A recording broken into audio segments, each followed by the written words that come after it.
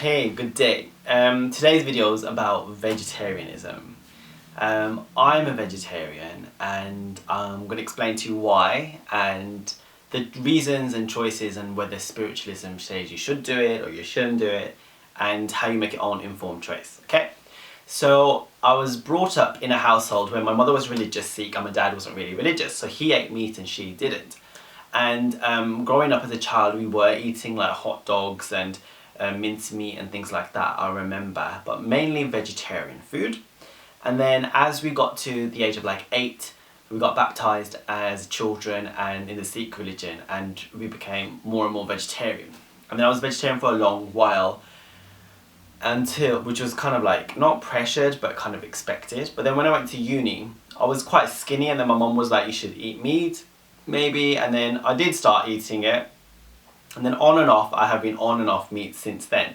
And the last, I would say, a good 2-3 years, I have been vegetarian. And the reason is because I do not want to harm other animals.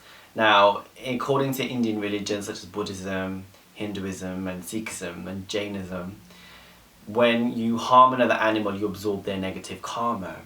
From a scientific perspective, animals are injected with hormones so they grow bigger, antibiotics so that they don't get illnesses, and these hormones and antibiotics and medicine get absorbed in our bodies.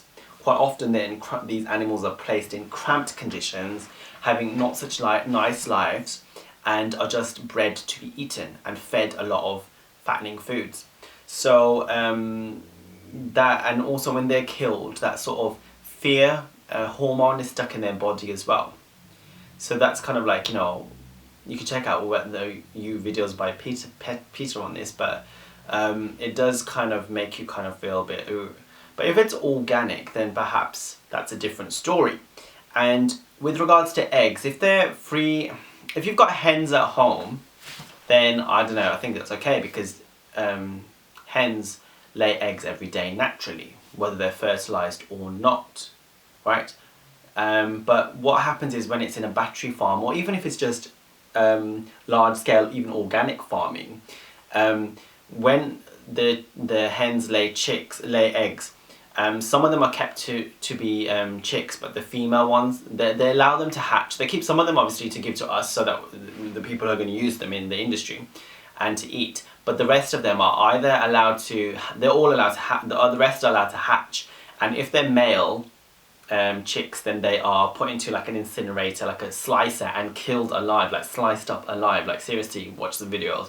And the females are kept and bred to become older so they can also lay eggs, because there's a distinct difference between chickens that are used for meat and chickens that are used for hens that are used to lay eggs. The male chicks from a hen are not used for the meat that we eat, the chicken, because they're not going to grow up, and their body and their shape is not the fat type of thing that they actually want. So basically millions of male chicks are killed in the process of eggs, which does make it difficult because eggs is added to everything in this country, in the West, in the UK. So especially because I'm gluten free, and they add it to every bread. They replace the wheat with bloody eggs, don't they? So that is a troublesome thing. Now, going on to law of attraction. In law of attraction, they say, basically, if you're on a high vibration, which means if you're feeling happy, loving and joy, then any type of food that you absorb will have that same vibration, because you will only attract foods that also have that sort of energy to it.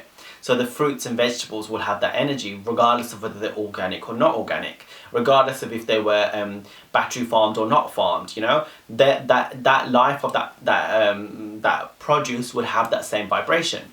Therefore, you digest it well, and it's all okay, and you get at the nutrients from it that you need. So that's the kind of alternative way of thinking about it. But then on a sort of, you know, meat-free sort of vegetarian activism level, or even a vegan, because let's talk about cow's milk. Cows are pumped with insulin and antibiotics and hormones to make them bigger, and so that the udders produce a lot more milk. And basically, the milk that you get has all these nasties in them, and all these nasty things inside. So you're absorbing that as well, and you're giving, the cows are having really bad lives, and their calves are basically not able to drink their mother's milk, and that milk is being given to us.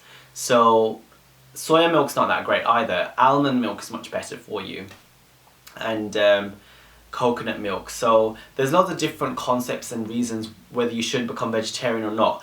And activists would say that the same plot of land which is used to feed, say for example, 50 cows would feed, say for example, 1,000 people. If it was grains and crops and vegetables, would be able to feed 100,000 or 10,000. So a lot of land is wasted, they say, to feed meat for produce for eating, as opposed to having vegetables which will feed a lot more people. So the economy of it, we could feed the world.